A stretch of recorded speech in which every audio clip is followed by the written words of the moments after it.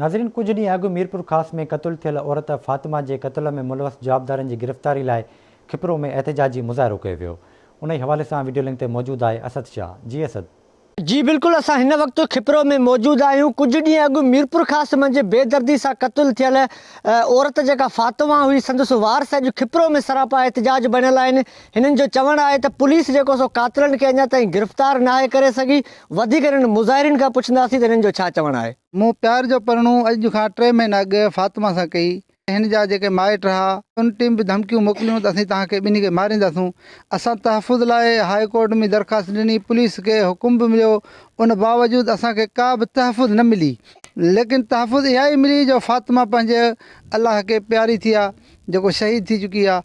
Police जी कारकर्दगी मां असीं अॼु बि माना नाउमीद आहियूं ऐं असांखे कंहिं बि क़िस्म जी अहिड़ी रिस्पेक्ट कान मिली आहे। अचानक 2 ॼणा आया अंदरि दरवाज़े मां, उन्होंने फायर करे जेको आहे भाभी खे क़त्ल कयो ऐं ॿियो वरी उन ते थोरो मौत ज़ख़्म ऐं उन हथियार सां तशदुद बि कयो आहे।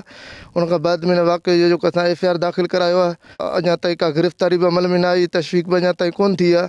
ऐं हाणे असांखे ख़दशो आहे त पोस्टमार्टम रिपोर्ट खे बि बाक़ाइदा तब्दील करण जी बि साज़िश कई पई वञे, पैसे जे तौर ते या सिफ़ारिशी तौर ते। वज़ीर आज़म खां ऐं चीफ जस्टिस खां, आर्मी चीफ खां ऐं ॿियनि खां मुतालबो कयूं था त हिन नाहक खून सां इंसाफ़ कयो वञे। अञा ताईं का बि क़िस्म जी जेका सो गिरफ़्तारी नाहे थी। ख़बर नाहे पुलिस जी त छा पियो करे, कीअं थो करे, पैसा थो वठे, ख़बर नाहे। बल्कि पुलिस पंहिंजे तरीक़े सां उन्हनि खे जेको सो गिरफ़्तार करे ऐं उन्हनि खे कटड़ में आणे कानून जे। जी बिल्कुल, मुज़ाहिरीन जूं ॻाल्हियूं ॿुधियूं। हिननि जो चवणु आहे त हेतिरा ॾींहं गुज़रण बावजूदि पुलिस अञा ताईं जेके नामिनेट जेके कातिल आहिनि उन्हनि खे गिरफ़्तार नाहे करे सघी। हिते जा जेके ही मुज़ाहिरीन आहिनि, हिननि आला इख़्तियारनि खां मुतालबो कयो आहे त कातिलनि खे जल्द खां जल्द गिरफ़्तार करे कानून जे कटहरे में आणे असां सां इंसाफ़